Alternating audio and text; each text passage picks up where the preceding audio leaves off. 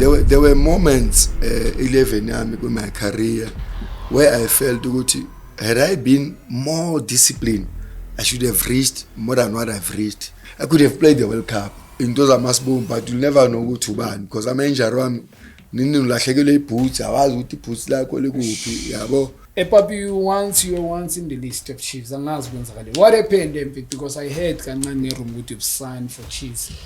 Mangilimele pre-season, I remember they were playing a cup. Hey man, mangithi ngihlele endlini marriages la mina number 10 sebelinike umuntu. So Papi Chiefs lakho beligqoka. Beligqoka uteko. Mangifika lapha na ngiyofuna itape yawuthami. Ngiphethe inyuku amanye yabona le tape le ngayifaka epokotweni ngiphuma. Ay mangithi ngite bangilanda baba ute baba utshontsha tape baboza. Ene siyadlala ngo3 ndoda u10 ekseni. Papi you're one of the best talent mfana. I mean ngibonile nje amish. I played against you. Ngifuna Sundowns ikhaya mfana chance leyo mabhena once. Ayinzima kakhulu. No vet boy. No vet boy. Vet boy legarala. Egarala. Lena 15 years. Yeah. I think it's 16. Yeah. 16. Hey, South Africa. Perfect. Uyibonile Papi. Le ntwana Aka. Inzima kakhulu le. Ntwana le wena junior ngayibona etournamenteni ngisacoacha uThongathi. Ncane man bena 16 umfukeng. Ngithi ngiyasayina. Hey, I can't get this play. Nini tukutuku uParis Cup bayisayinile. Ngifonela ucoach Mandla ida coach Mandla mfethu uthatha iplayer la awungilonele noma isizini athi Papi baba ngamani wathatha bolotche baba ngeke uthathe umfukeng.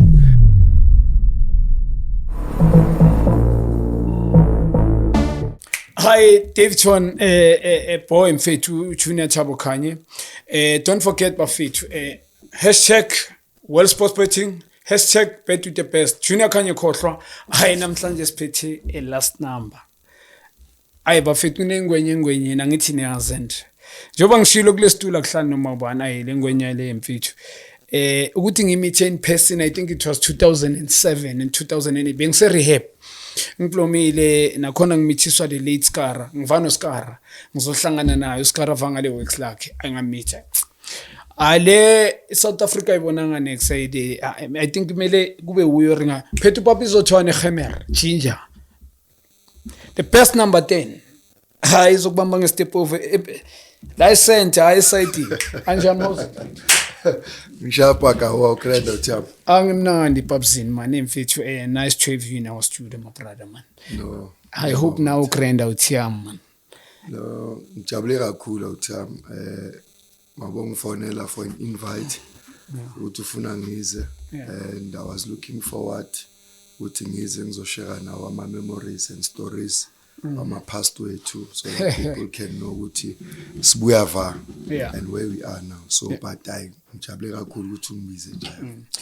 Yeah, I'm fine nami I'm so excited njengawe yabo.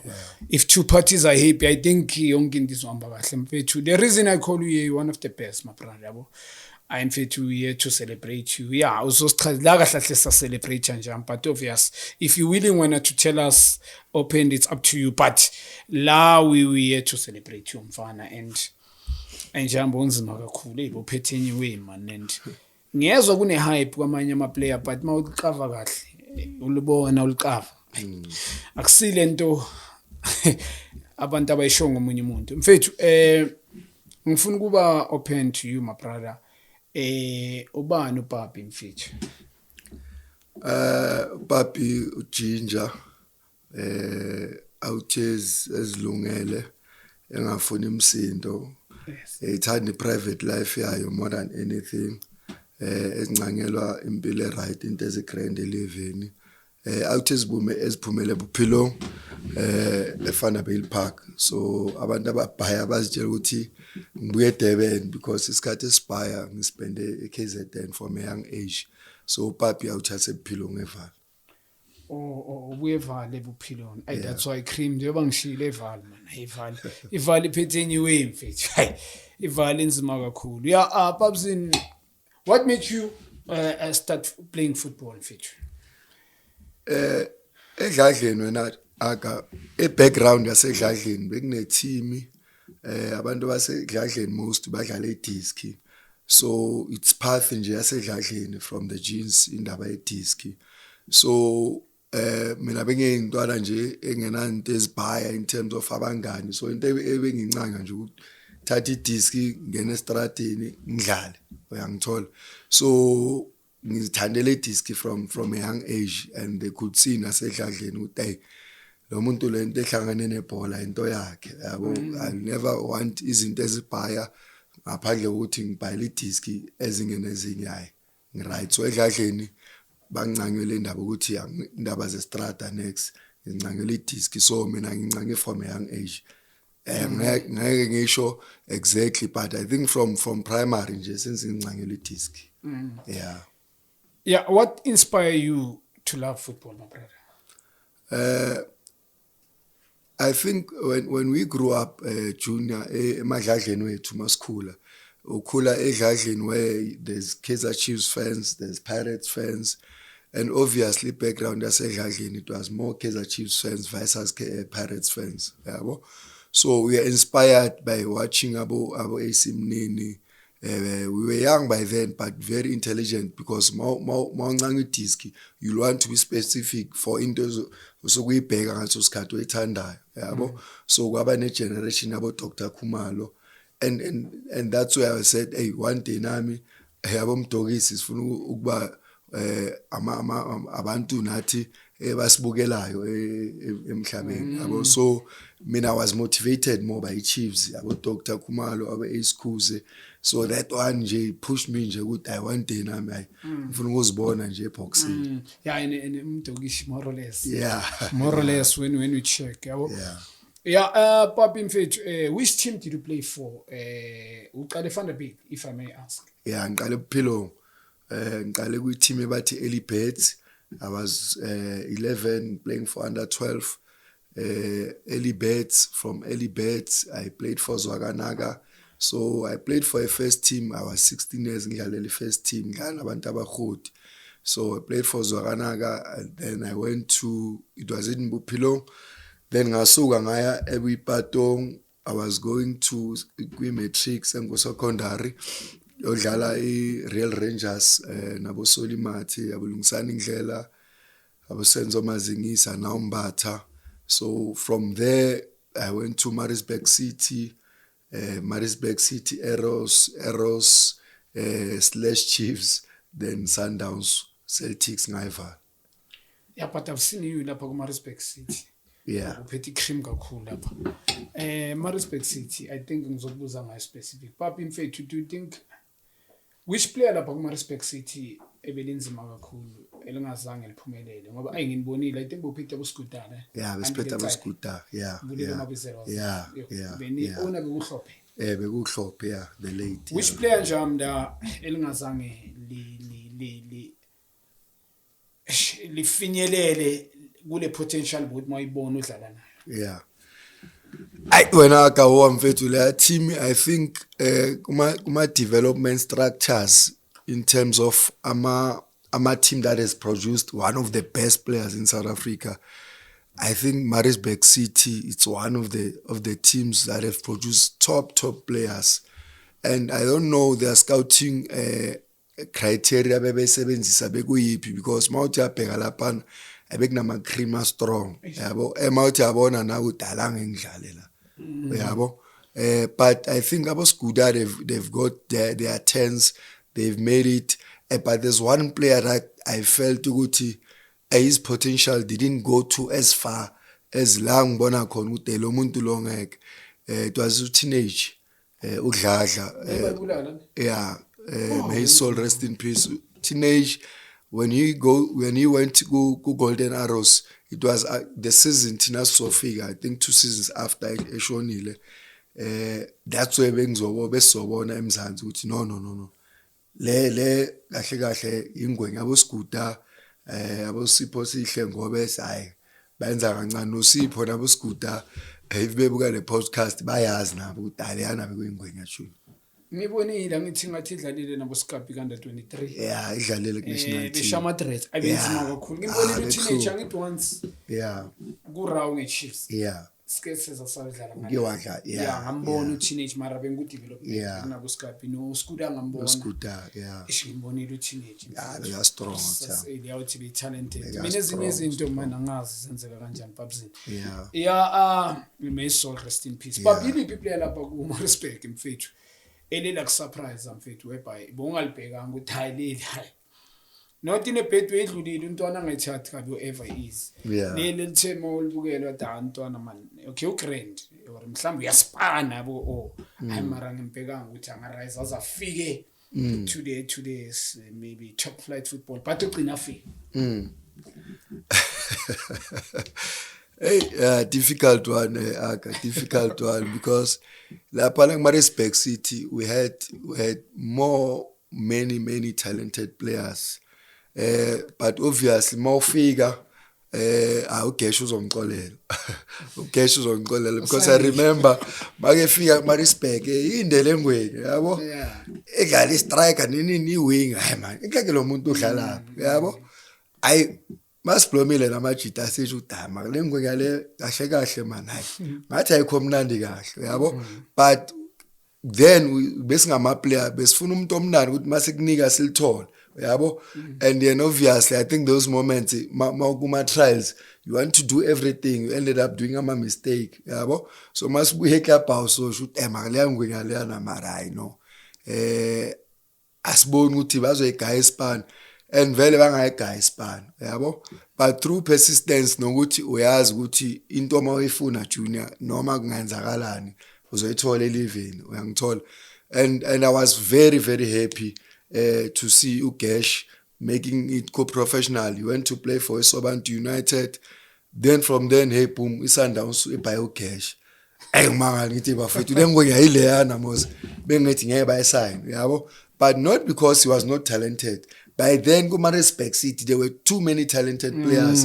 Where my comparison, the style of play and the type of player he was then, yabo ngutayengwe ngathi soyishaya ama-passes over the problem yabo but I was happy ukuthi he made it kwi-pro side ingwenye ethi sixolele ugeshi geshi ngimithilezela ku-Sundowns bekahlala vano Paulus Mase twana usicolele nyazi eyona inhliziyo encane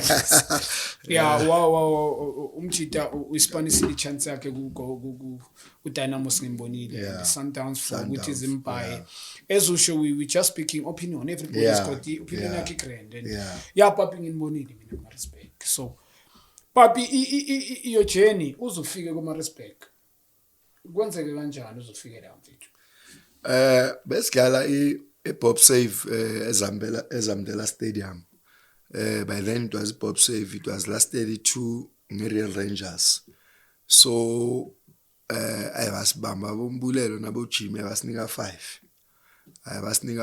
basika 5-1 and immediately after then we got a call from Manqoba Mnqithi uthi it was me Solimathi Hlonono Manzani ulungisani abambizanga yimo umlando esengemlando uthi babuhlophe lo umuntu olanka uzosiza la yabo nofani intanga notaka so we were 5 and njengoba si5 silaphana and they only took me yabo and mina ngizibona less talented than lamajita lawa engivaye nawo yabo but that's why ngithi if some things have to happen empilweni they happen because now uzozibuza ukuthi mara bengithi bazosayina 3 or 2 yabo emangiyabheka ngi1 yabo and that's how I went to Maritzburg City bagcine besayina mina ngahlala lapha I was doing a matric I remember ngacela umagogo ukuthi eyindoda labantu bathi bazongifaka isigela ngara so 6 months ngiyenze eval then 6 months ngayiqedelela ngara ngabuyela senyobhala ngahlala isizini the next season ngakokota ku-Arrows. So Arrows, how did they scout you? Funny enough when agawa ukuthi ama-path wezinto makumele zenzeke sometimes you become scared now. I remember ku-Maritzburg City besidlala and I got a red card for whatever reason kunobustoti ngabenza siyodlala masiyodlala ngifunana nama-tape angithi uyabona lama-tape lawa awamakaus Yeah. ayi mina ngiyaye eSpar Junior ngiyofunana ne-tape mangifika laphana ngiyofuna i-tape yawuthami ngiphethe inyuku amanye yabona le tape le ngayifaka epokotweni ngiphume ayi mangithi ngite bangilanda baba uTe baba utshontsha i-tape baba woza ene siyadlala ngo3 ndoda u10 ekseni ayi ndoda hey bangivalele eseleni laso uhlopha ngilande ngama 1-2 mangifika laphana already ku starting lineup ngifika amajita asebenze warm up ngene red card yemadoda angithi namhlanje bengasilanga lami namhlanje 2 weeks after that ngidlala eFriendly ngilexile ngiyazi ngine red card sidlala eKingswell ethini Friendly game neArrows hleli phezulu ngizosupport amajita ngiziplomela ayi badlale Arrows 2-0 half time yalid yabo ayi manqoba athendoda ayi madoda ngeke Arrows izosembarasa kanjani London leyangwenya njengoba iphethe ine red card izosolvela lenkingi angangena ngayenza ukuthi bekuncane yawuthama iKingswell angenza kube kuncane sawina 3-2 after then ingwenya the late Rocky Madlala wafonela uSipho Sihle because Sipho Sihle noMabhuti already besebeda ukuthi ayindoda awuye laphana ungilandele le ngwenya ngiyayifuna yabo so that's how I went to Arrows. So i-development structure means Maritzburg City. Ngifuna ukwazi yabona I think you played which league? It was first division then. First division. Yeah. Now angithi Motsepe Championship. Yeah. Because there was so many talented between the bebenza right. What yini bebenza right lapha? One thing is scouting sabo. They were taking ama players lawa we are Maritzburg, Josie from Boma Sports School, bebalanda babalete and when you get there, one thing that even now as a Papi, as a coach, I still use the methods away Maritzburg City because but masifika laphana there was no need eningi ekumele ifix because most of the job it was done. Mina there was no development engiyaziyo engengaya kuyo ngibuya from a dusty street yasePhilong. So but when I got there I saw isn't as different. The technical ability they were more specifically on technique. The right things that they were doing, you could spend an hour warm up before the main session with technique, in passing, in receiving, in being aware. Secondly, small-sided games, playing in tight spaces. So when we play, sometimes we'll play position 8 to 10. Nabantu abamnandi, yabo, because we were so used in keeping the ball. So more or less when I tune into laphana that they were focusing on its technique.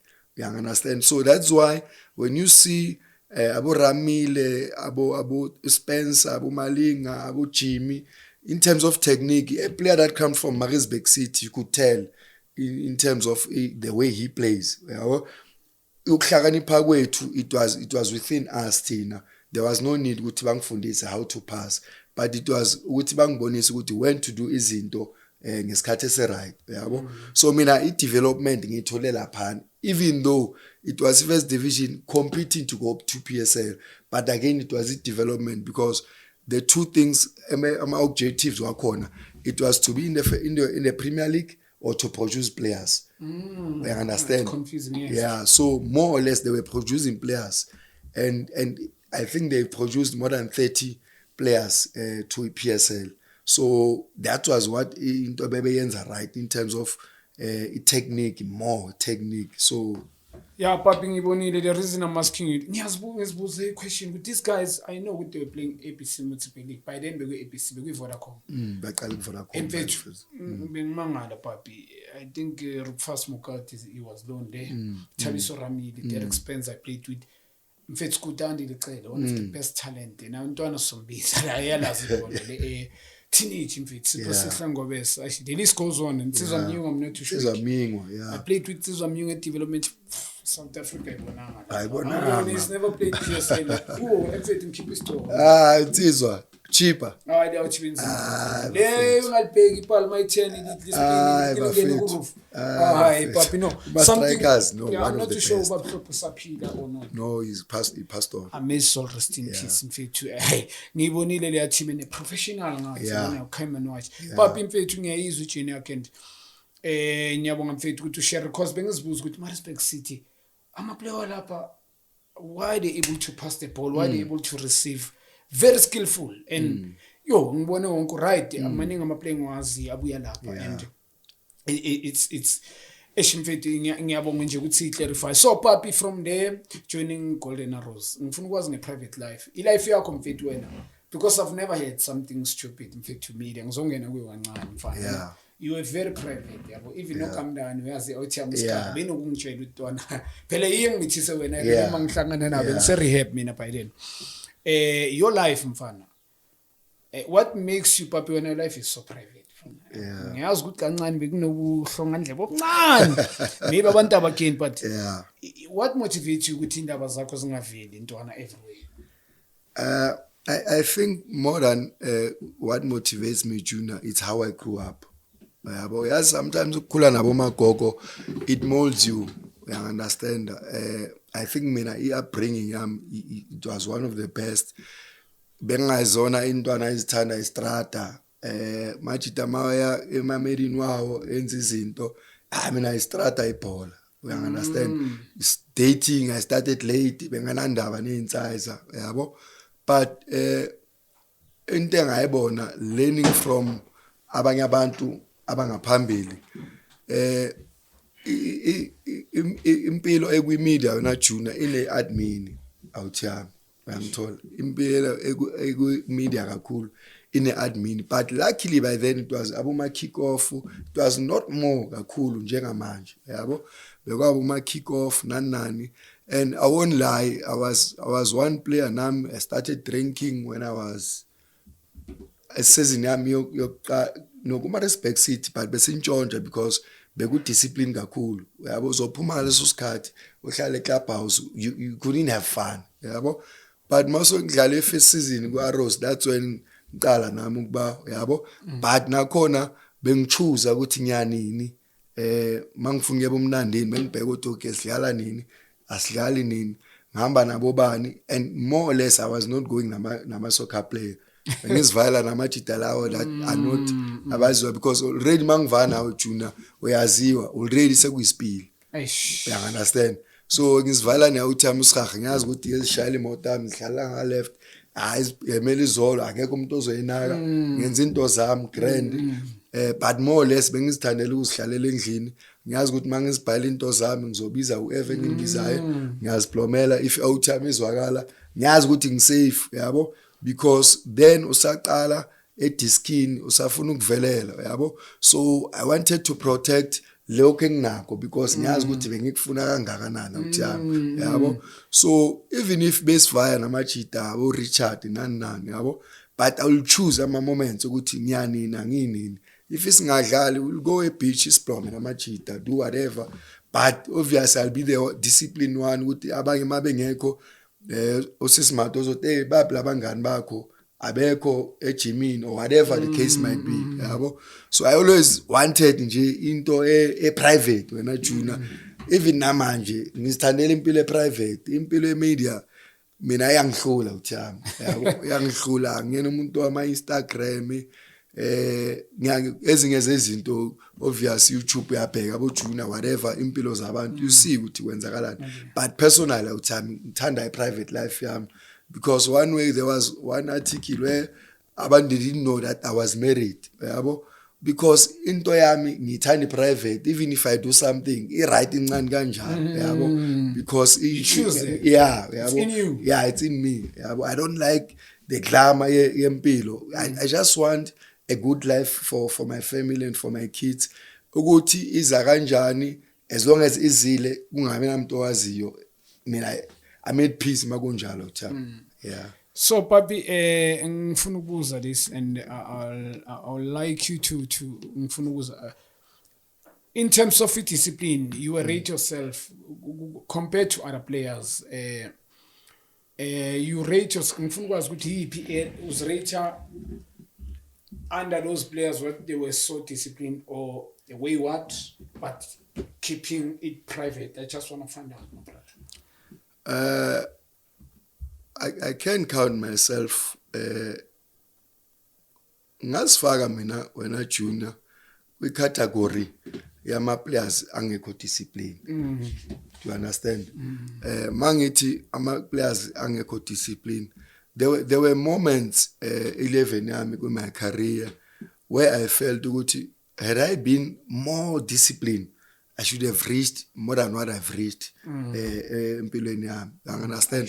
Kunezinye izinto ezengiphazamisile lifeini, social life inyana, frustration ezinye izinto, ended up doing ezinye izinto ezingekho grand, yabo.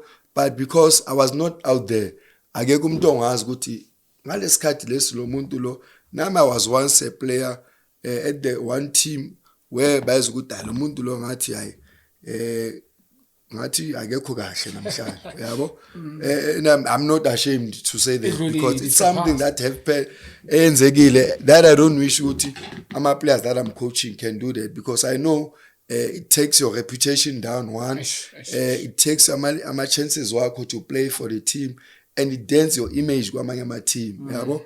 So I am kwi category yama players that were not disciplined. But into zami bezingaveleli like other players, you understand? And obviously again I can cushion myself uma players that were disciplined, you understand? Because I had very very great moments of discipline. I think ezinye izinto I became loose when I was getting career yami kancane, yabo. Yeah, ngilebele nginyuka ezinye zezinto I was not experimenting ngisase Durban. Mangifika ngapha kunezinto engize experimentayo, because I remember I was nabo Khila esikhathi esibhaya nabo Vuyo, kunento ezibhaya ngizenzile nabo Khila, yabo, nabo Tso zebhaya, yabo. But because of bezingaveleli bezaziwa lo muntu lo osuke ezazi ngaleso sikhathi leso, yabo. So now there's many things as wrong engizenzile, and I'm happy ukuthi ngizenzile ngaleso sikhathi leso, because if uzoqala izinto ezi wrong junior so umdala so sometimes we recover we told, yabo. So at least uzenzile wabona ukuthi mara la engenze error. If I could have done this, I could have been much better. If I could have been much disciplined, World Cup nayi nganga focus kakhulu ezinye izinto off the field, I could have played the World Cup, yabo. Yabo, but kunezinye izinto ezishortcut i-career yami, yabo. But many people didn't know about that. But then I became wise ukuthi ezinye izinto zingimoshela isikhathi ngazikhatha kancane ngazikhatha because I could see nami ukuthi ijourney yami yebhola izophela, yabo. And ngempela yaphela, yabo. I had to restart again with kahle ngepace yami ngiziqalele ijourney yempilo. So nami we fair share life, there's many things that I've done wrong. So Babzin, how difficult it was for you in Durban? You from Vanderbijl, you go to Durban, and in Durban is fascinating. I think kunyaka wonke ngiplome a year 6 months. Being me a rehab lapha ngisi duty ngiso Mike Prosport ngazodlala ku Maritzburg United. Maritzburg very talented, talented their province as well. Another talented. So how difficult was for you modlala ngara Durban mfethu? Ngikhuluma nge-environment yangala. Yeah. Ama temptation I think ubonile now at the time ngaraso ayabhaya uthami. Ayabhaya. Mina I've survived laphayana ngokuhlala indoors. Most of the things I will do mangifuna ukubhaya whatever ngifuna ukubhaya ngihlalele endlini, I would hardly go to a club. If I go to a club it will be once in a while thola ukuthi mhlawumbe uGamdana athi intwana asivele or Richard athi asivele thola ukuthi besiqeda ukudlala sijabulile siwinile, then from there. But I would hardly go laphana. Into engisizile mina junior uthama ngifuna uqamba manga bengazi ukuthi njengoba ngila ku Arrows ngisafuna ukudlalela iChiefs, ngisafuna ukudlalela iSundowns, ngisafuna ukudlalela national team, uyangithola. So bengisipana uthami angifuna uqamba manga bengazi ukuthi into ebengikhipha busy besijima ekuseni late ngizele Vision Active nabo the late PM Khonza ngizele ejimini then isikhathi esibhaya bengenaso because league mayiqala sihlala Wednesday Saturday ngikhathele ngisihlalela endlini mangifuna umuntu amazwakala ungishayela around ngiziblomele so isikhathi esibhaya so mina ngisize ngokuthi I was not out there yabo and futhi mina one thing I'm very shy ngithola noma kumele ngiyo approach admin tune yabo admin unless mhlambe wena umuntu wakho emfethu junior mfethu wathi umuntu angidaka umuntu yabo then ngizongena kanjalo but not mina approacher mina landa social media ngaleso sikhathi bengekho active la ungakhuluma nomuntu private yabo so mina I was that guy nje usihlalela most of the time isiblomela ntwana zami kuzoba yizo ezingivakashelayo or mangithole ichance ngizele vali ngibona umagogo then ngibuye but more or less into engisizile I was too focused there yeah Papi you're one of the best talent mfana I mean ngibonile nje amish I played against you though bengekho that close until I met you may soul rest in peace uSkara uKamdani yabona we wangimithisa wena ukuthi vele nami bengifuna ukukumitha nje because right I believe in a team in which is besinokhuluma ngawo hayi I deserve kuba la and we could play not on the bench sitting you deserve more Chiefs Pirates Sundowns Papi you were once in the list of Chiefs angazi kwenzakale what happened because I heard kancane room ukuthi you signed for Chiefs and then all of a sudden that disappeared and then you went to Sundowns what happened wena ka wamfethu yazi ukuthi mabe ngiqala la ngithi I was looking up to our Dr. Kumar yabo and one thing that happened laphana ku-Arrows while Mr. Madlala was still there we happened to mawuqala kwi-salary mhlawumbe akugayi 5,000 yabo makugayi 5,000 makunyusela 8,000 you sign you understand makunyusela 12,000 you sign wena excitement yakho ukuthi baba imali yami yanyuka but uyasayina ipaper lelo usayinayo yabo and when uyazi ukuthi hayi mina ngina 3 years nakutshela ukuthi hayi promise le paper engilisayinayo helani athi hayi confirmation ukuthi ngokunyusela imali then wena 22 wentwana awazi next 8,000 iwe ebhayi yabo mayinyusa bathi 12 bafethu inyuke ebhayi yabo we are just continuing ukuthi I confirmation ukuthi angiyakunyusela then I signed the contract 3 years da so I knew ukuthi 2006 contract yami yaphela yabo Bob Stake angitshela uTendoda baba siyakufuna yabo ngithi bafethu nayo lento ebengiyifuna ngithola shapu ngivaye ngihlangane nabantu labo laphana ngisayi background Chiefs hayi mfethu mangibuya la mangoba ngiqithi athi baba angitshele kahle usayinile noma usayina ngalaphana ngide ku Chiefs ngidaya ngisayina athi hayi kunomuntu ongitshelile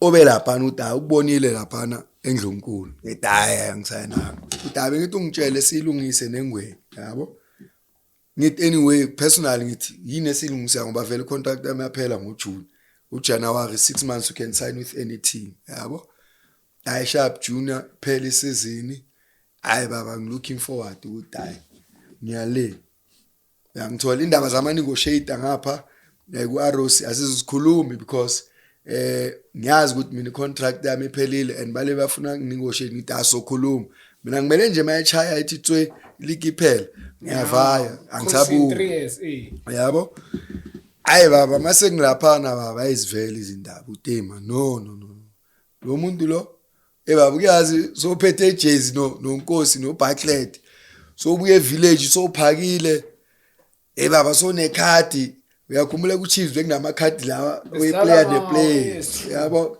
bawungena yazi ukuthi amaphani ngekhadi baba so yabona ukuthi manje enhleke mari serious ngiyiso mos Chiefs bathi yabo bekuyi-dream mina ngistore yami laphana enathulela uSkara emani nayo lengwengale bafethu uyabo bafethu nayo lento yenzeka yabo you are looking forward ukuthi ngithi baba come done baba asingamoshe isikhathi baba iligi izovulwa pre-season iyaqala baba every day fishing active so ibona into ezibhayi baba singene sifike sifit looking forward for a season June baba sihambe isikhathi hayi kube nento ukuthi no man Bobster got no man but kune problem la emove problem and not abathu ne contract iphi contract June mfethu bayilethe le contract abayilethayo eating na 2 years again but mabe ngiya ku Chiefs ila salary yambe ku 18,000 then so but le contract le ebathi nayo still ithi na 18 why nganyusa inyuko ithi ngibheka le signature le angiyiboni signature le akusiyawo ngiyabona udala angiyiboni ayifere contest wena Junior indaba yakhona arbitration court arbitration but ngilebele ngiyajima and umene ndopo baba ngibu starting lineup yimi noSiya baba noShoni baba ngiyayiqala yabo baba malebele kuliwa baba uStara uyakhala ude baba man ikomiti yamajida abo Jimmy abo Sereli abo Mayo abo Fabian batshela uBobsteak nabo uTendoda lengwengasayinila la ngoba ngiyamosha eJimmy noStara yabo siyamosha so fast forward wena Junior arbitration bagcine bengitshela udaba after 30 days case uyiluzile kumele ubuyele kuArrows yabo kumele ngibuyele kuArrows and uyabona ukuthi ilevel yalapha naso irichile yabo ngibona ukuthi into engizoyenza lana but iqiniso ngiyalazi mina ukuthi kwenzakalani yabo ngiyalazi because find out later singasekho futhi sengimove on this is what happened yabo but engwenya lapha bengicanywa kakhulu and abatshela amajita ukuthi angisi development eChiefs ngidevelopela uPapi noma seke nje ahambe nje kanjalo ungatholanga next angeke bazoma kancane West Party Chiefs phela beke favor Pirates engweni yabo so ubheke most ama players asuka kuArrows aya kuPirates it's only uMabhuti kuphela we ku Chiefs because ayazi inkani kaMabhuti ngiyamazi uSPM mfethu yabo so istory sami sakhatheka kanjalo thina in terms of ama contracts so Babzini ngikubona ugacampela kuArrows sometimes yabo and Papi ngifuna ukwazi ukuthi lela bandi lela ulithola ngani by playing wise ngikhuluma ngawo or njoba usho yes bekhona discipline but was vanilla obviously technical team bengafunda izinto ezinegative about you lela bandi ulithole ngani they saw ngisho technical team so Papi ukuthi uPapi is quiet is living a clean life because Jobusho Shama extras because I believe me Papi you need to be fit for you to be a star. We ask that. I don't care what you need to be fit for and then it goes with the talent.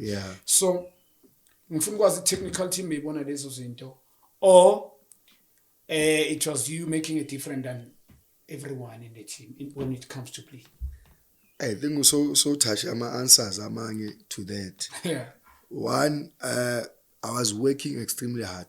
When I Junior, obviously with discipline of focusing on a sponsor, and again, in that season, I was one of the players who played most of the games. I even got the Rookie of the Year in my first season. I remember. So I was very, very focused, and my numbers, my games now, ayakhuluma, the consistency ngapha ayakhuluma, but more or less. That stood up. It's leadership, because when I would play and coach.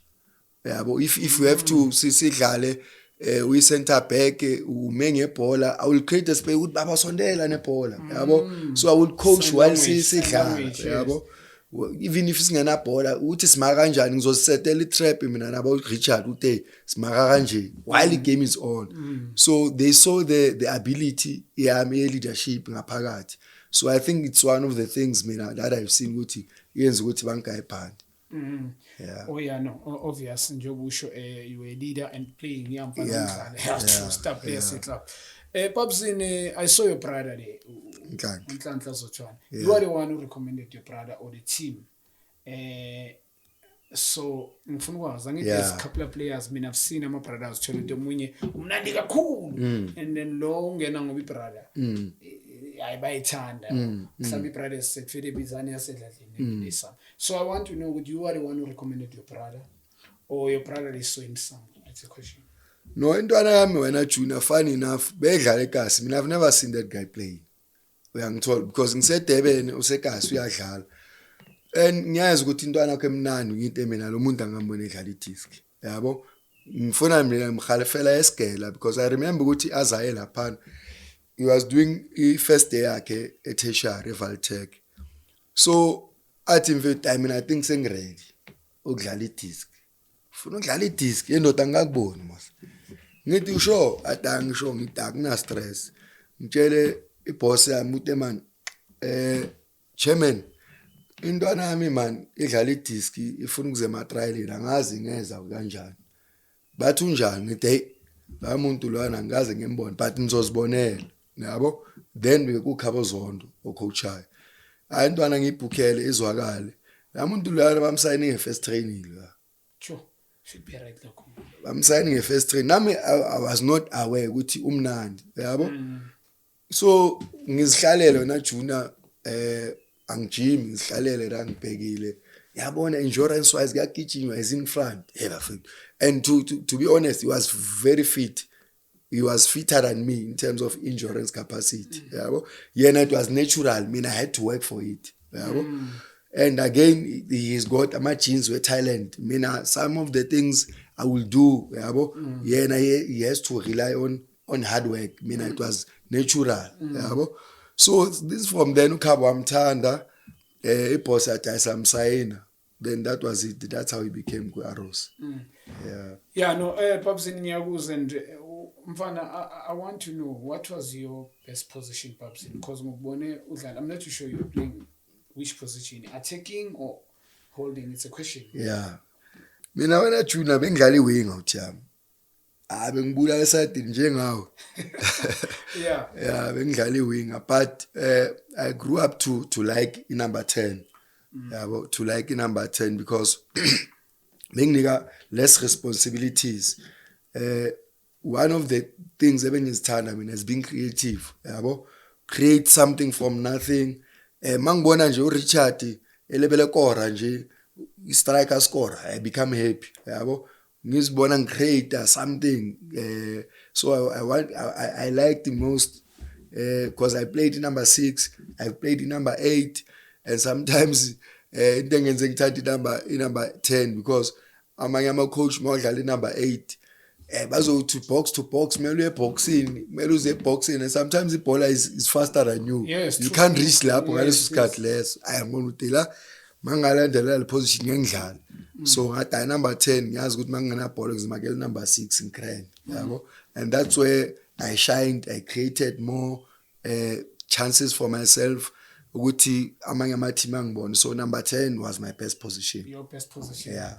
No, yeah, I need some confused because we shy box to box. Yeah. I think when you box to box, you could defend and yeah. score. Yeah. And the Masagni shoot the Chalagala Namago and because extra. I want to clarify that. Ugutimina Zobanji never I've seen your best to go Arrows. Yeah, true. Yeah, Arrows I've seen your best and you went to Mamelodi Sundowns. And I want to find out what happened there, Papi. It was Niaz because I'm not to feel shouting. Yeah. What happened when you went there to Mamelodi Sundowns? Because my expectation, you feel about Kaishu. Yeah. My expectation. We know Papi Zothwane with the sort of national team, if I'm not mistaken. Yeah, it's a national what team. Happened, Jordan? For Junior, my move Arrows it came ngendlela yabona masodlalile having reached the ceiling and you know ukuthi the players that are coming abunhlanhla abobonakela thola abokhuboni badlala iposition e1 nami and if I'm not moving these guys won't get a chance. And I spoke to Sismat, I spoke to Manqaba to say let me create a platform for labafana la, because they knew what they'll only play when I'm injured. If I'm not injured, ngebadlala. Which is true. Which is true, because I was consistent. Yabo. So now I wanted, because when I'm also rechasing with team, you wanted a bigger challenge because you've tasted something good cheese, but you're not part cheese. Yabo. So I felt good, man. Man, big team yabo. Then they started looking at which team, yabo, because now you wanted ukuthi ngise ku team la you will benefit, she will benefit, yabo. Then the clean uqale ngo Jasmine deal yangayenzeka, then uclean wangisiza ngagcina ngizithola ngida. So then when you get there, based on ukuthi the kind of a player you are as Papi, you are a special player, bakutshela ukuthi ndoda phela mase kusayina la kusanda sasign nongubani. So njengoba sikusayinile la baba, ama expectation are serious, because sikusayina nje seguy number 10. Yingathi serious phakathi yabo sokunika number 10. So wazi ukuthi number 10 la igqokwa bo Roger Futumba, ayigqokwa nanoma ubani. So kumele wazi ukuthi ama expectation la are serious kangakanani. But my journey when I got Sundowns was not one of the best, and it made me to even ukuzonda ibhola, yabo. It made me to ukuzonda ibhola. Futhi after lapho we contract ngathi hayi into ezongihlanganisa nebhola nje ngiyayeka lento, yabo. So kunezinye izinto uyabona when you get to a stage where you know ukuthi there's World Cup and you have to play, yabo. We World Cup, because I wanted to play for a World Cup, but kunezinye izinto nje there that disturbed me. But I had a great time foot again, even if kunezinto ezingidisturb, because I made friends lapana. I've seen the professionalism, I've seen my expectation that I didn't have Arosi. So you could see what you are in a bigger stage, we are playing for a big team, yabo. But personally, for HA's number 10, I don't think I've done what I could have done for someone who's wearing number 10 lapana. What was the reason, Papi, for you for, because we know my expectations. Yeah. And what was the reason, Papi, for you, my brother, Gucci? Because there was no way in there was a grounding Gucci if it was in there was a grounding. For me, yes, true. I'm sure everybody can testify that. If it was about your performance in the football, whatever, there was no way it can be performance wise. What was the reason for it? I've never seen you playing there, sitting on the bench, sometimes not being selected. I've seen. What was those reasons for it? Why? Lapha la mangifika Juna bekunoStoshkov. Beyiqala ukufika, yabo. Nami I've never been coached by someone ongaphandle, and Westpart Stoshkov is a legend, yabo. So mangifika la, so ingwenya ngiyakhumbula kunabo Skara nabake bayo trial lapha boda ne. Yeah, ngifika lapho nina bengike la lapha. Yeah. We were about to sign it. Yeah. So ingwenya wena aka mani be hard kimi man. Uyazi mina ngisuka lapha, ngisuka khona ngesitaba. Yabo. Be hard but be strong. Uyabona mangidlala lapha bathi coach, we've got to a best number 10, yabo. So sometimes junior mazo receive a ball for Stoshkov, ne? Mazo receive already ngibone ukuthi ngidlala i1 la ku junior ngiphuma ngapha. Sometimes weyenza ingenzeki, yabo. Aye lo muntu angithi, "Hey, come here, come. Hey, I think you are playing a street soccer here." Hey, pass where you are facing, yabo. You are coming from an environment la ujwayele ukuze express khona, yabo, and izinto bezenzeka, yabo. Ngidano ngizo adjust, yabo, and through adjustment time junior ingwenye ngidlalise ngaka left, yafithu ngidlalisa left wing manje.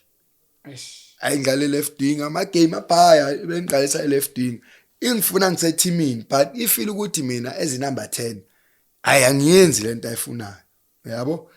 but okay kube nama moments amanye angidlalisa number 10 ngicreate labo killer ngikore yabo nini ngiqale benchini ngidlale ngicreate ngikore ngiqale benchini ema enhlekele ngwenga mara ifuna ngenzeni yabo fast forward isizini iqhubeke bamvayise angi-enjoyanga leya season leyana yabo because benga-understand ukuthi enhle kulo muntu ufuna ngidlale kanjani yabo nginga-enjoy isizini sekusele 2 seasons manje kuza i-assistant yakhe kuba yiyo manje seyiphatha yena sekavayile yabo uyazi ama-assistant sometimes make kuba kupower nayo bashintsha yabo then after lapho kube injury i-performance nayo obvious mawubuya from injury you will never be the same yabo you come back uluze iplace kumele ulwe compete nabo surprise it was tough mfethu I don't know why it was tough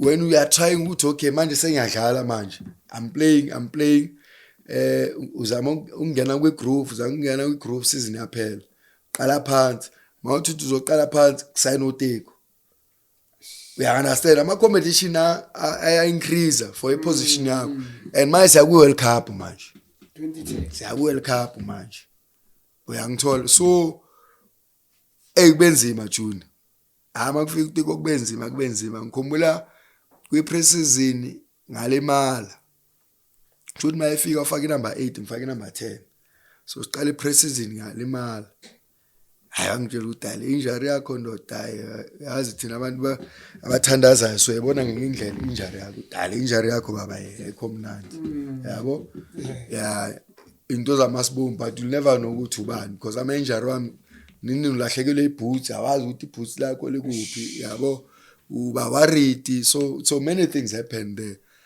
and the what broke me there kokugcina ke la mangilimele pre-season I remember they were playing a cup hey man mangithi ngiphi ngihlele endlini marriages la mina number 10 sebelinika umuntu abangitshelanga hey bafethu futhi mina ngithathe iplale Sundowns sengiphathe eSundowns ivese bephana ngejezi bengangitshelanga amajita angibuza abo surprise ukuthi engweke manje ijezi hamba ngite bafethu angazifogona mina yabo mangibuya sangisazi ukuthi ngizogqoka nababali because angeke uyazi i-shelf ne-shelf inejezi yayo akudayo ya ku number 21 lapha nebafethu number 21 and I no akuna stress sebelande uneskins manje yase Holland yeah sekuneskins akawa makuneskins hayi manje mase ngibuya sekuthiwa indoda wena uzojima ngapha first team ngapha thina nabo koketso moto bese bhaya my think bese kuma 11 jima enzansi lapha ngibona ukuthi yabona manje hlangana namajita ngokhuntana basingena siyahlukana abanye bayale yabo nini sidlala ama-friendly uJay-Z Queen masidlala ama-friendly atshela uneskizi ukuthi ngeke ndoda ubuyisele lo muntu into ayenzayo kuma-friendly bayithi angibuyisa le ngwenga ngitshele face to face udaba bayi dlalisa lama-player wakho mina ngeke ngize ngapha mangiza bayeza ukuthi already ngiyaperform strong mangiza ufuna ngenza ama-test ngithi ama-test wani manje ama-fitness test ngithi baba tshela abantu ukuthi amadoda asala nama-test wenu ngene ngema-change room ngishintshe ngishaye imoto ngizele endlini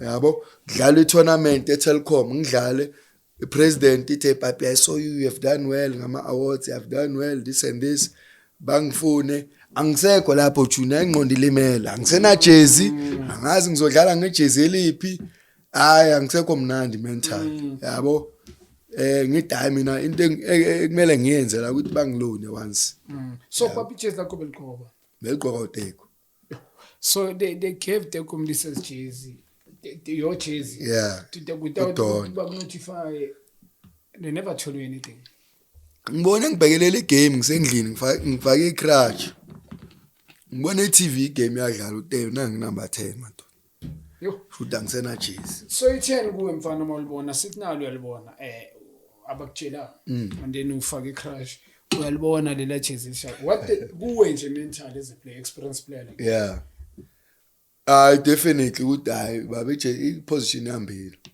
mawufika uzolwela ukuthi udlale but ngalephi jersey angazi but mina beyisho ukuthi hayi number 10 ambile futhi position number 10 sesinayo yabo so lento le mapapi ikulimazile psychology ya ngikawathile yeah psychologically whereas it was better if for me it was going to be better if balithathile but I still train with the main team but now angisajimi in the main team sengisemgodini. Yeah, it's so sad in fact. Yeah, touching intense ukuthi ama player bagcina aphuma esporweni and I can imagine baningi abantu abamba trauma jena njalo and it's sad. I can imagine phela uphuma lapha as a star player. Ngikubonile wa Rose. Yeah. You went to national team. Big number expectation. The Chiefs wanted you more and I'm sure there are chance if you were to your career was going to go even to another level. And then it didn't happen. You didn't play official game with Chiefs. There was a crisis. We went back to Arrows. But by Santa was a checkout man, and then man do I allow it. So Papi from that way too, from Sundown so ngacela loan yabo like you Clinton last night mfethu ngifuna uzodlala ngiyabona udlala lapho ngaya mangiya and ngisipana naye ingwenya manje yangiretire nayo mangifika ku Celtics bengingadlali la ngitshela ukuthi mangifika ku Celtics hayi manje ngiyodlala manje juna mangifika lapha ku Celtics lo muntu ngibeke ebenchini futhi angida mhlambe game bengingadlali ngidamage fitness angida ngizozama ukuyithola yabo ngizozama ukuyithola ngiyithole angiyithola ayinini futhi angidlali yabo lapho ubuhle Mkhonazi uyadlala inumber 6 yethu uMadubange number 8 uClifford Mulenga number 10 so ukuthi labantu bangihlalise ebenchini lapho uMadubange no Clifford so mina ngikhompyuta noMadubange ngihlala ebenchini ngithiba fit yabona lapha junior leyo 6 months leyana bengithi ngiyo enjoya and get another contract somewhere yabo a good 2-year contract because I think I was getting to 30 then yabo kuleyo 6 months baba after lapho mayiphele last game ne Super Sport ngapaka ama back wami ngazela kwami adazini into engihlanganise nebhola yayichayile. Papi, now you're coaching. What inspired you to who inspired you? Ijeni yami wena agaye coaching mangicela ukuretire benginendawo laphana eVale eChisanyama so ngathi ayuthi ngifocus ebusiness yami ngeke ngikhohle kancane ibhola because sometimes ma invest somewhere ugcina uluza imali yabo ngidamana ukuthi ngifocus kulento enginayo yabo ngibona ukuthi hayi yonke into seyarun igrand enye out yami kuSobantu United Marisburg emfethu awuze uzosiza yabo iligi bekwemotsepe league basize sicompete number 1 ngiyakhumula bekusele 16 games ngibuyele eVal futhi hayi ngibone lento coaching bengiyosiza mina ngaze ngicoach ibhola next bengiyosiza ayisharp ngicoach after ama season yana yi2 ngilebele ngizicoachela amatu angilanda athi ngizwakala yabo ngiyocoacha ku DDC I think it was one of uyabona mawudlalile having served the team very well wakubona na coacher then he felt with diamond lo muntu lo because he has served the team kahle sisemgaya chance but one person that believed in me seriously wangenza ngibe awe ukuthi indoda le ijeni le uzoyenza icareer egrand uMandla Ncikazi because when I was there coach beku Clinton Lasini assistant so mina bese ku DDC but ku DDC time to time is the first team yabo so sometimes they will ask analysis ukuthi uboneni njengoba na wenza manje yabo ngithi mina ngibone so then from ama analysis wami abo umtema ndoda wena ungazinyathi man uphethe ingqondo yebhola strong yabo so take this journey seriously ebhola yabo that's where I started investing my time ebholweni so yazini because umuntu eqedile vele endabeni zokudlala ibhola yabo career coaching in a lifespan Yes, yabo awuthi ngiqale no ngifocus serious kulento. That's where ngiqala, but coach Mandla Ncikazi even now we still talk, he advises me with a lot of things if ngaboni ezinye izinto, because as a coach sometimes you need to have that role model that you look up to. Yes, that's what I'm asking. Coach Mandla Ncikazi and Coach Clinton is one. Obvious sometimes a race because kumandla sinokukhuluma iitali yethu yabo, but kuye ngiyazi ukuthi okay, this is how it must be yabo in terms of discipline yabo. So I combine the two yabo, and kwafika no Steve Khompela ngapha in the process ngaspana naye yabo. Then those people after uMandla ngaspana nabo, then I saw the opportunity nami ukuthi no man, if labantu laba ngikwazi ukuba nabo close, bekwazi ukungisharela information eso, bekwazi ngigaya opportunity ukuthi baba woza baba uzo analyzer na session senza so iphathi yokuqala yakho, then ngabona ukuthi no man, this thing is doable yabo. Then I invested a lot of time kuyo and more passion kuyo, and the coaching ifuna passion junior. Mawungenathando layo, you have to understand futhi ama players, you need to have a background, because sometimes you'll coach player lambile awazi ukuthi mentally njani. So it's more teaching wise. So I'm not sure I can say it's a calling or what, but ihamba more mental side, because junior Papi can see a talented player yabo, but it's more deeper than that yabo. So mina onginspire kakhulu wena ucoach Mandla. Yeah. So you as a coach, Papi, what do you look at from the player to see with the player that I can able to sign as a coach? What are you looking at? I'm in a junior, first thing about technical ability, trap and pass. Okay. For me, okunye nokunye ukuthi in your role yini ekumele uyenze ngesikhathi esithize, but mina if you can't trap, if you can't pass, baba, you can't play in my team.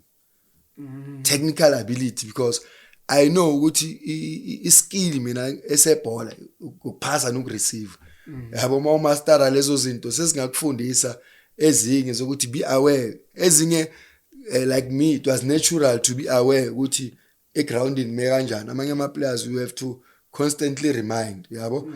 But more or less, even scouting personnel sethu no coach Clinton, now we need technical ability players who can play. You understand? If you can't play, it's gonna be difficult for us to even look at you. So for me, if I look at the player, we are invited we academy noma kwi tournament yakho, ngizobheka italent eqala ukuthi lo muntu lo mnandi, manje sengilibonile italent, then sengabona ukuthi okay, I know sengapolisha lapho nalapho.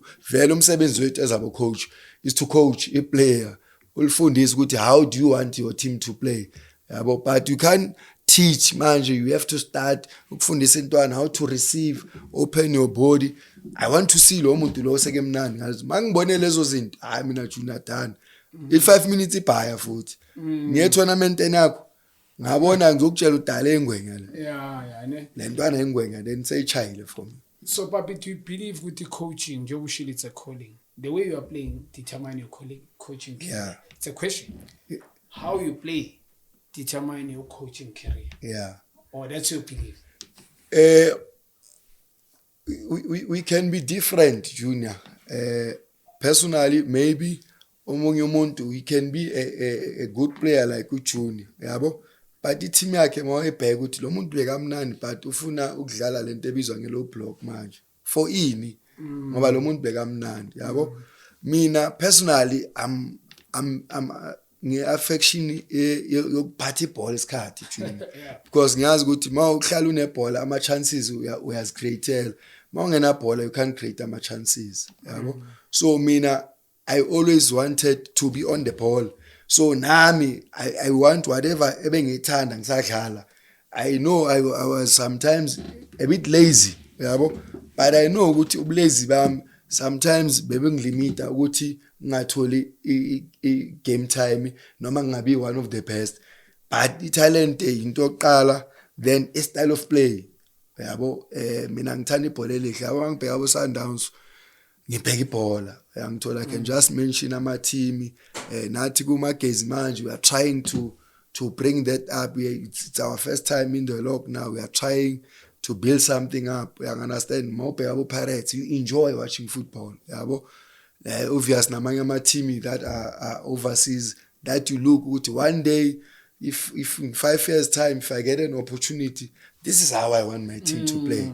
You understand? Yeah, but be credit because Peter Msinane as a player didn't achieve, and but as a coach has achieved big things here. Yeah. Credit and uNkulunkulu abusise mfana bakaZothwane kule chain uyithathile. Papi, which team to grow up supporting? Ngozu mention iSundowns, iphi team ukhulu usupport njani? Anja mina ngincane ikhosi.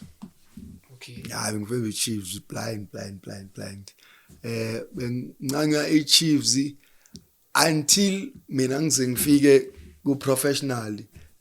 When I feel ukuthi indaba ukusupporta you can't support abantu odlala nabo manje yabo but ngikhula mina bengincangela iChiefs. Okay. Yeah. So do you have a favorite player now currently? A favorite player? Hayi khona uthami. Yeah, ubani?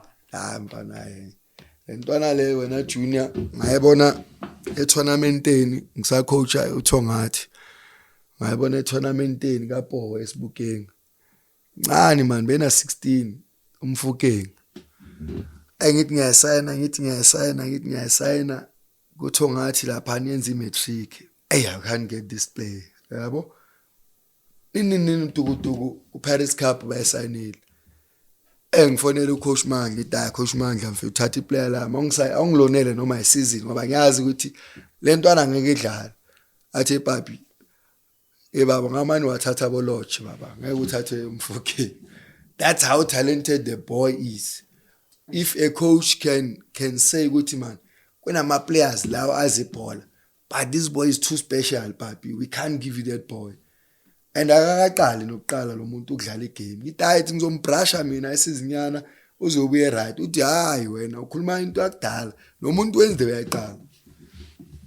You understand? Ngikhuluma naye Monday uthi abheka igame Wednesday uyaqala. Yabo? Le antwana le not because ibuye val.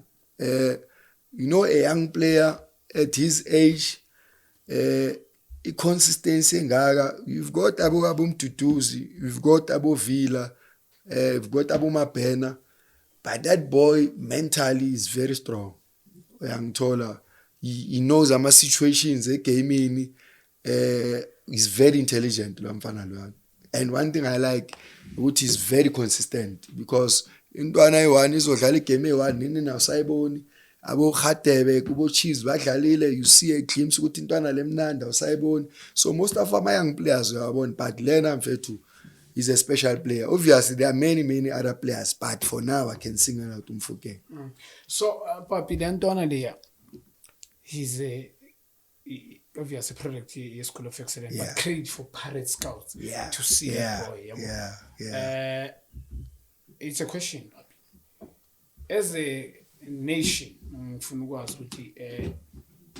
when according to when since we kumfana background development le yamfana ngishi school lomfana mangizwa uMandla Mazibuko de uFred Mukhala ngitshela le ntwana ifike lapha inas 11 years in school and then he had to graduate. Do you think if we can stick good development we can produce such players or there's no longer those type of players? It's a question. Do you know my player buyer? My player buyer. If that let nje oqeda ukumention ayakarile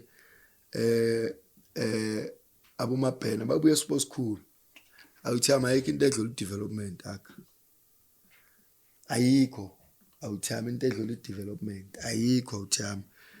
You look at all these talented players that are being bought now with millions and dollars. Abo Mbappe buya kuma development. Abo Iniesta buya kuma development. Abo one of the best players, abo Messi, they come from a development. I'm told. So if we can't take care of development, where are we gonna get players from? I'm told. Development is many other ways. Sometimes I'm a pathway to where development. I'm not the same because my path, I didn't went to sports school, but I became one of the best players eMzansi uyangithola. Then you'll get ama developments well structured, ube nama developments out junior ezithandela intwana uyangithola, nurturing I development azidlalisa ama tournament enzeni intwana zivelele. Ama development awafani because sometimes abo coach abasemakasi, I feel pity for them wena aka, because uthi nca ngidisc but there's no means ukuthi yona wazi la ledleni but ithanda idisc uyangithola. That's why manje ubona ama developments manje abantu sebeyahafisa ukuthi ama coach laba abazinikeza isikhathi, because ukusebenza nomntwana omuntu junior is not easy. Sometimes usebenza nencosi ebuya esigela engadlanga. When as a coach you have to comfort wenzeni isipani leso sebhaya uthi for our development. Thina we are like at our level because sithola izintwana sesizithola ze right yabo, but for nina I junior academy namanye ama academies esipani sebhaya uyangithola.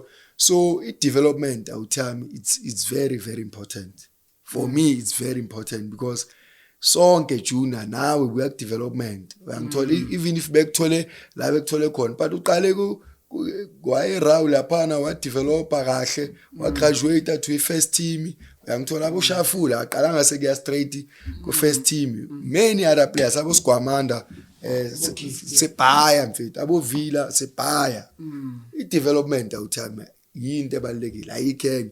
If you can get I development right nangu urile manje angapheli 3 seasons ilona bafana play at the age of 17, 18 years. Bafana play through a good development from a sports school of excellence. Parents didn't have much to do. Abo bona bekumele bapolish, and I am happy the way bampolisha ngakhona, because uyabona ukuthi at least into besingabelievele kuzo ukuthi gym works. It works. Yabo, it works somehow ukuthi ama muscle ube strong ngani, because you'll go and play Africa against umuntu omude umgaga, so you'll struggle yabo. So you have to fight your battle sometimes, but going back to the question, development is very key too. Mention mapena wa South Africa kakhulu. Ngifuna Sundowns iqala umfana chance le mapena once. Ayinzima kakhulu. No vet boy. No vet boy. I think it's one of the best I heard by Nigeria. Vet boy. It's one of the scouts who in the world. Vet boy legaralani. Lena 15 years. Yeah. I think it's 16. Yeah. 16. London we school now. Nzima. And then went to South Africa. Perfect. Uyibonile Papi. Le ntwana Uyalazi mfethu. Aka. Nzima kakhulu le. Mamela, urile manje le ntwana akathola ichance. Urile already sekuya stampa ku PSL. Yeah. Leyana esazo baba yo. Alana esazwenza mangu. Sayazodabula yabo umabhena babengathola ichance kahle. Mawungabheka there's bayi-3 ba different labantu banzima ba different. Yeah. Bayi-3 mara banzima ba different ngendlela yabo. So eMzansi ayabona next mfethu la ntwana uvet boy awumabhena. Mina ngikhuluma ngorile because now currently is a regular. Yes. But mawungathi ngiqhubeke ngicount abo vet boy bakhona elistini baba. Nzima lo. Ngibonile angithi bengiringa ngayo bengikhuluma ngayo. Papzin, I mentioned vet boy. I think if not mistaken, I think it's a month ago. Bangisendela ama clip khona intwana bathi buda se spread itrekele ntwana. Yangisendela clip ya lentwana le intwana karalani vet boy. And then I tracked the boy. Watch mina ngifuna ukuzwa ngomuntu but ngoba lo muntu engikhuluma ngayo buda kusumuntu ku football wise in terms of official, let me put it in intwana sekasi engithandayo as a spread, but yangitshela ngale I had to track the boy ngibukele. Amfethi iSouth Africa ngimbonile ngithi only good has been given a chance. So le uNtswembi yes apatile yana naye bafika umhlaba uyobona imhlobo ngale ntwana. Yabona iSouth Africa 16 ezuse. Yani izodlala overseas lana nchu. Ayinzima kakhulu. Leyana Ngibonile mfethu. Esidlala nabe friendly Cape Town City aka. Ayaqhaqha abantu awuchama. Ngithi bafethu le ntwana le serious ngiqala ukuyibona manje sengibona live man. Ngayilanda ngayibamba ngisanga ngata intwana nami. Ngikucela yona mfana ma awusifocusele esikhumbeni khohle ezinye izinto you're gonna be a millionaire my boy. Wazi ibhola ntwana fucked up wazi ibhola because le ntwana azibhola Junior mfethu yabo and it's so touching when you see ukuthi ebafethu emavethu emzansi sine talent yabo so le ntwana azibhola uthiyama. Yeah, Papi, credit to umjali first school. Mabena le late.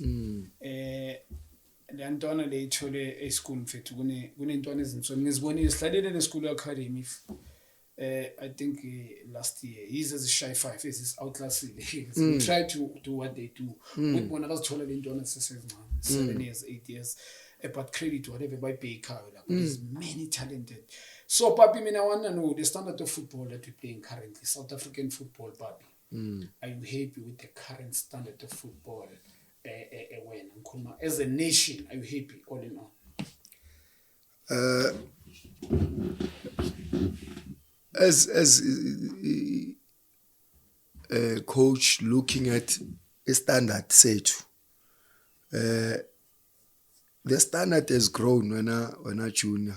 It has grown to a level where obviously you can't. Not everything esifisa ngabantu because amehlo ethu okubona awafani yabo and sometimes you can't compare ezinye izinto that happens mawubuka EPL and expect ukuthi zenzeke ama levels a bit different yabo but in terms of Africa we are number 1 and in terms of nomhlaba wonke futhi we are counted among the best leagues yabo Iliketu has improved when you look at Abo Pirates, when you look at Abo Sundowns, when you look at the Chiefs, even now I'm impressed with what I'm seeing.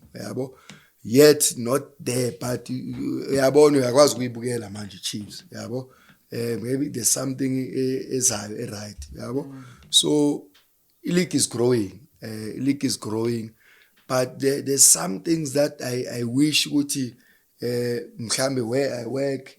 Or some other teams magdlalwa or wish ukuthi ama standards can match up but sometimes maybe amanye standard because it must not be junior must bhekelele emagezi ne Richards Bay when I'm up against TV you must not feel excited to watch.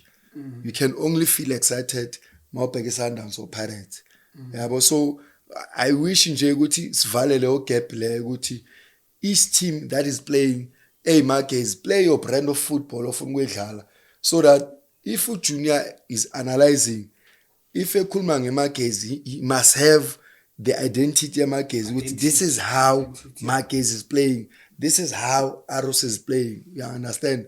Singafuna ukuba amanye ama team that you are competing with yabo and it must be a game ukuthi masidlala njengoba nithi masidlala nenye team mele uyibukele junior game we enjoy yabo uxoxela omunye umuntu uthi ebadoda engibheke emagezi ne Richards play that game yabo so ile gap nyana mhlambe engavala because makudlala iChiefs makudlala iSundowns nenye team you are looking forward ukubona iSundowns ukuthi hey the next game kuzoyenzakalani yabo so in terms of the standard we are growing to show with ama standard ayakhula junior you can see competency too that we have done with Nations Cup.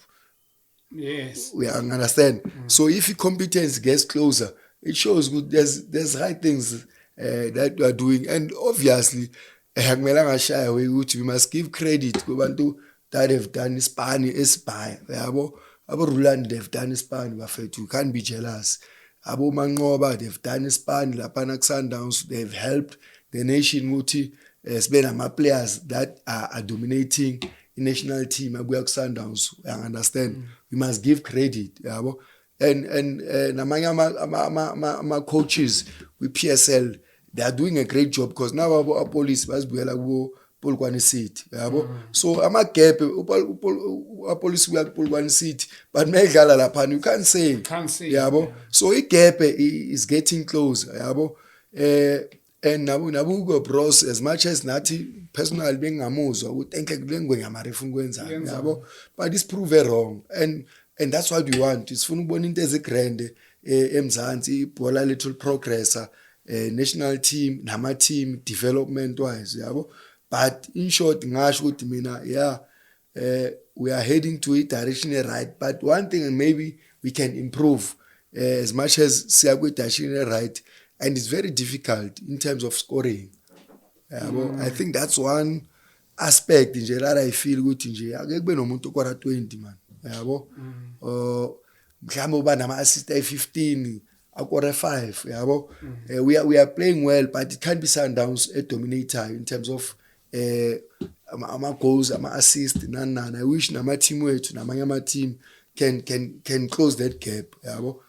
The question is, you mentioned Sundowns, you mentioned Pirates. Is it because of resources, the two teams? It's a question, Papi. Yeah.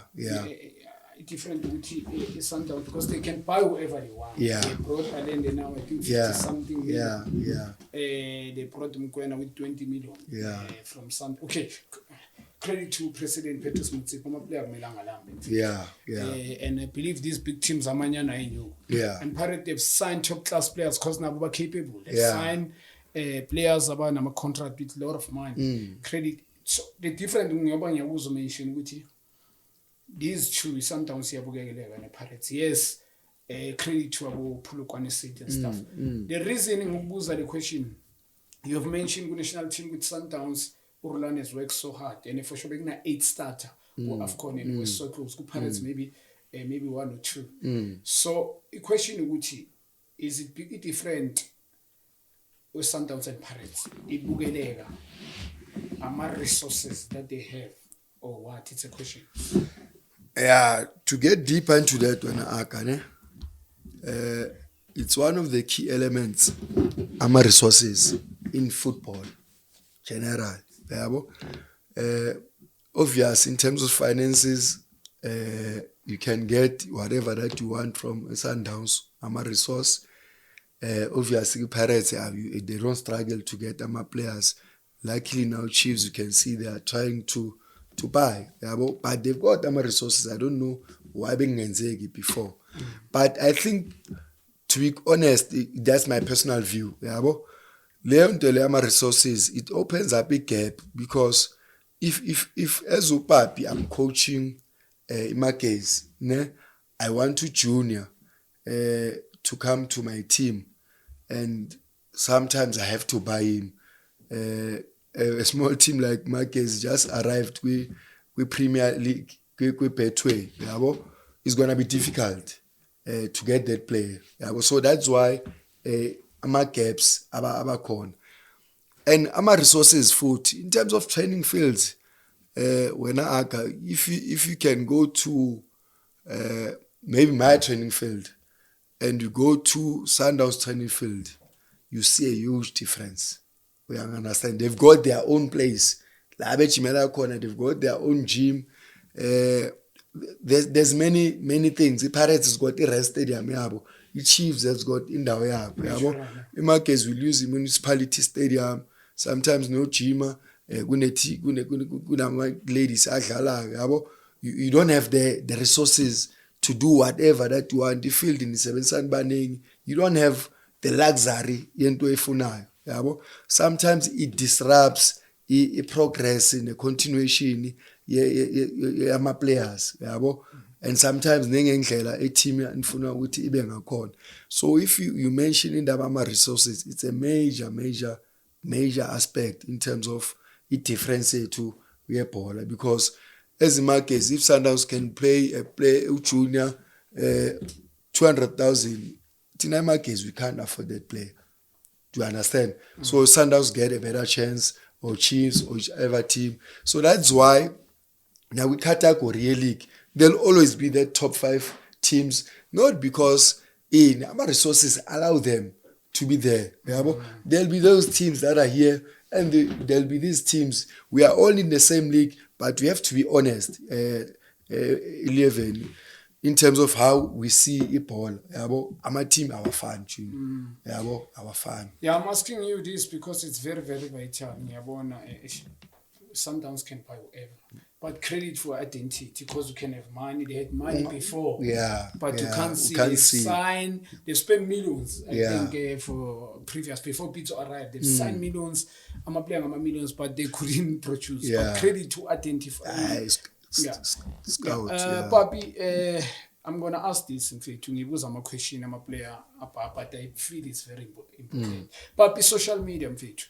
Is social media how important it is to football players? You as a coach, in the medlalayo kuma football players currently. Personally, when I aga a social platform, mina, I feel good. It must benefit a player in terms of selling his brand. Do you understand? Maybe your clips on my game, wako, it must benefit you, because if you want a sponsor, go Toyota, they can go through your page, no, this is an athlete, living good, this and this. Then you get sponsors, you attract sponsors, clean life. And obviously, among sponsors, they want to see numbers, followers wako anjani, so that we can sponsor you. Yes. Personally, I think it can help them ngalokho. But a challenge mina that I have ngayo ngama players, because it's very influential. It's very influential. Social media iyasiza, yabo. But mina bengifeel ukuthi ayisize in the benefit of you as an athlete to make more money from what you are doing currently with salary yakho. Make more money emasayidini. They understand sport bet, nani, they want you to be the ambassador, a Puma or whatever. It must work for athletic purpose. Yes. You understand? Because you are an athlete. But you can't have a social media where a player, you don't know what he is, a fashion player. Hey. Because if you look at my social medias, about the brain and none, it's always about work. You understand? So if you've got a social media again, engiphazamisa mina kakhulu personally, ukuthi you are going to play a game, there's pitch inspections, abantu bayashoota, but they are going to play a game.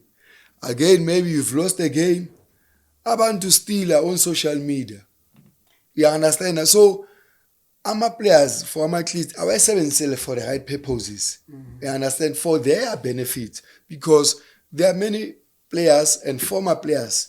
About the social media, if gave him sponsors, Junior KHANYE, social media, sponsors, World Sport Bet, I was good him season because of the consistency. I could Diski TV and is relevant. I understand he's a follower.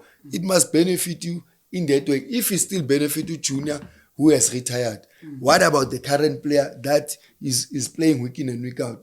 Surely it must benefit him more. Yeah, but if it's sovela with off the field stuff, ekumele manje kukhulunywe ngazo, like the incidents are valuable lodge, yabo, it disturbs, because we are the images, we are my ambassadors, yabo. So I be beneficial for bona ukuthi benze nyoko. Hey Papi, in fact you've said mouthful, izinto zikhuluma is powerful. Do you believe we as South Africans we need to ngifuna ukukwazi in terms of status? Do you believe ngoba Europe yayenza lento? But I've been asking these things to players because idlala indima enkulu in Europe. Ukuba nomuntu o straight naye, like mhlambe umazisi ku contract, it's very vital. You're a coach. If you can, do you believe that South Africa must apply that ukuthi umfana makadlala he must have a specific wife or a girlfriend team ezomazi, whereby there's a contract whereby umfana makasayina ihlala na person mhlambe ngikhuluma nge-accommodation. It's a question, but yeah. Junior, I think if I go back to the former players, Tina, that we have played, and some of the current players, I think if we had, if you go reverse, what would you have wished to happen? I think if then I started early to have a stable relationship, I could have achieved more because I wouldn't waste money. Do you understand? Ikhatha izinto enezibhaya zestrata. There's many things when I junior that is khathayo. Uyangithola. But mawungenayo umuntu stable. That's why most amakhalathi nabo amakhalathi nabantu abamhlophe ne nalezi ezibuya ngaphandle. They are very focused. Awuziboni zigcwele because iline yayo is straight. Ubuya ejimini uya endlini awubhayiseki because mawuhlala uyi1 amajita ayafika ama temptation abhaya. Insize azozwakala. We understand. Ungajola nensize ezi3 ezi4 uyiplayer. You've got nothing to lose.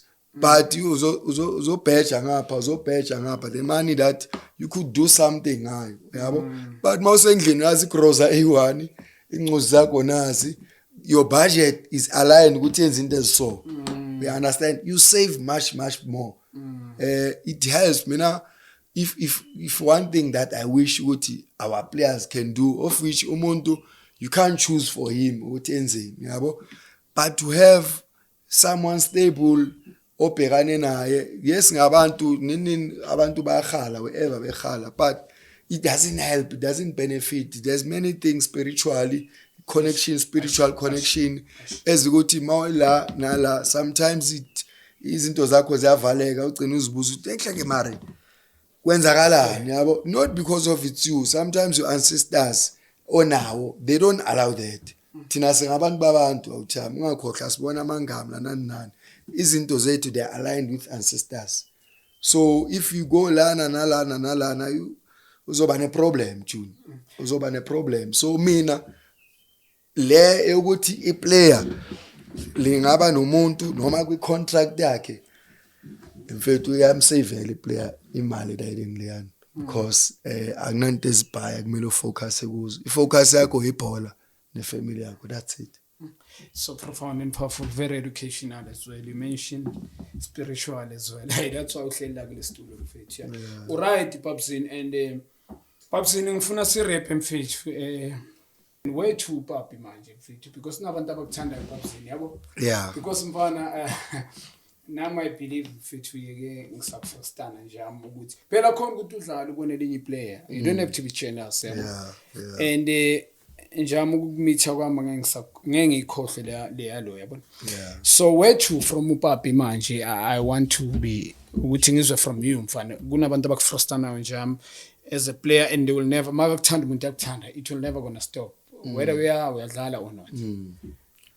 No, Papi, when currently I'm working Trade STV Premiership as an assistant coach for Makezi Football Club. It's my first season in Premier League. Yes. Most of my time I've coached go NFT. So Clinton Unglandile. And sometimes as abantu, that's my advice go coach. Sometimes when you work with someone, work honestly with a junior, because one day a junior will reward his honesty. Because some of the coaches, they are scared to work with other coaches because of lento lekuthi ubani ufuna ispan sami yabo, and I was spanning amnandi kanjalo yabo. So one of the reasons uClinton engilandile because I work honestly and I give my thoughts in what I see, even if you can be my head coach. If I see lento le angiyiboni ngendlela oyibona ngayo, it's obvious it's your call, but ngizobe ngiyibone ngale ndlela le. I give him my best opinions since I've worked with him Arosi. So when he gave me an opportunity to come and work with him, and he said, it's one day I'll leave you, now start your career. So sometimes empilweni uNkulunkulu will bring some people to elevate you empilweni, but it starts with ubuntu bakho and humanity ukuthi as no junior sispanisana kanjani, because sometimes you ngeke uspane right nomunye coach, and I'll be the reference to say Papi mari lengwe ngale injani ngifuna assistant coach hayi bengisengithi mina hayi junior ngeke So it's very important as an assistant coach, and I think I've learned that from Uncikazi, to work honestly. That's why in wherever teams that is coaching, because he works effortlessly, not looking ukuthi afuna sponsor, because if ngifuna sponsor coach, it's difficult to be head coach. You carry a lot of time. My expectations and my demands are so much. So I don't understand if you are an assistant, you are looking a sponsor among your moon. This was tall and it's so cool. So wait for your turn. If it becomes 5 years or 7 years, if it's meant to be, it's Wednesday. So that's why I find myself working honestly. You'll get an opportunities like this. I never thought today I'll be one of the coaches that have played and being in the Premier League. Congratulations, mfana. I'm told. Congratulations, yeah. Papi, before ngizoyirapha mfethu ngifuna ungishaye current. Current, your favorite current starting 11 mfethu. Yeah, ungashaye mixed motion, but current. Yeah, it's fine. It can be one team, it's fine. I'm a creamer pie, June. I'll have Rowan Emapalini. Okay. Yeah, I'll have Rowan Emapalini. If I look at the full backs that we are having, tough. When you have Umrena, Nabo Mutau, tough. And there are many other full backs among my team. But I think I'll go with Umrena. For me, Umtau, yes, is there, but there are reasons why I can choose Umrena. I understand. And because sometimes when you play my center backs, you need the balancing. There are my center backs among amnandi, but lompana lo bamsayinile Chiefs uDotli umnandi. Yeah, amnandi. So Dotli is a left center back. Then eduze kwakhe eduze kwakhe uThami ngiyazi ukuthi bamdlalisa emanzini. Mina lokhu uthi baba ngayidlalisa center back. Ufuna idlale lana mina ingwenya kakhulu. Yeah, ukuthi ohlakaniphe kakhulu akavule ispace lapha for abanye abantu, creativity. Yeah, ngidlalise lama khaladi lawa yi2 lapha emuva. Left back nayo ndoda. Left back uThami because clever Mudiba mfethu. Unikeza ama dimension apha. I'll go with Mudiba. I'll go with a 4-3-3. I'll have one number 6. Number 6, I'll go with Tebogo Mkwena. I'll go with Tebogo. Ngaphambi kwakhe labantu bamzima labantu June. Baningi. Ngaphambi kwakhe I'll go with Thailand. I'll play Thailand lapana based on the work rate, and Thailand lapana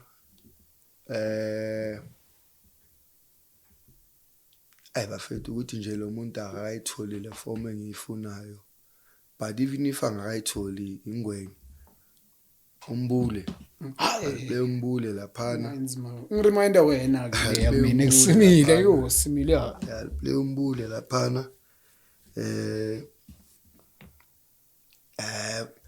bafethu ama wing adribulanayo wayisijunani wayisephi wena mfana umfokeng ngoba aseka ama wing adribulanayo. But mina uThami mina ngumuntu ama risk uThami ispine sami se right sinabantu aba experience. Mina mfethu emawingeni mfana ngiyamfaka uVet Boy no Rile.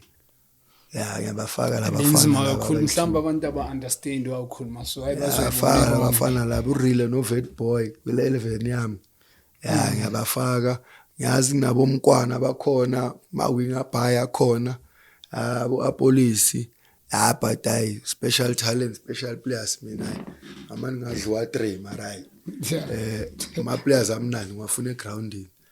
bese ngibathathela le yangaphandle of-Frost la ngidayi ebhengi noma sifuna emzansi angithi ngiphume right yeah bese ngidayi of-Frost then yeah nandi Papi no man mfethu first of all let me thank you man Chinja mfana you are special my brother ngicela uyikene yabo ebantwini abanjengathi mina I will always respect you mfana wherever you go you've got my support and who knows khona into esisazozenza sonke I believe this is the beginning and that's why I call you here. The relationship has restarted. I've never had been close with you. Yes, I met you before when I was in rehab in Durban. But hey, I know with the personality I was such a good person. Akekho umuntu engengamuzwa khuluma ngawe negative. Anyway, ngeke bakuthande bonke. But fine, I thank you for honoring the invite yethu yabona. Sure. And I wish you all the best ngemagesi and wenze kahle uhlintini ukulanda football training ngibonile ithonga ngathi bengilandela ngithi intwana katsobo esayinile idlala so I used to watch ngithi utso is a colleague ku Disc TV so we used to watch your team and ngiyazi ukuthi ubelieve ekudlaleni also kube ne finish up I know and for Clinton ukukuletha I believe I wish ne chairman ngiyayibheka la ikhona kibe patient for bringing you indaba uzoletha enye into wena phela ngithi manje right mfethu maye le ntwana mazingakumamela papi you are like a father figure to those kids yabo so I wish you all the best my brother and uNkulunkulu avule konke and apapi ngisayiphinde khona into esisazozenza zonke uyibhale phansi side ebafethu from Junior Khanye himself mfana sevutha niyazi ngizongithola phi I thank you don't forget to subscribe don't forget #WorldSportsBetting #BetWithTheBest enyabonga for support konke umuntu we humble someone. Thank you, Tim. Akahoa. Kulam lokala.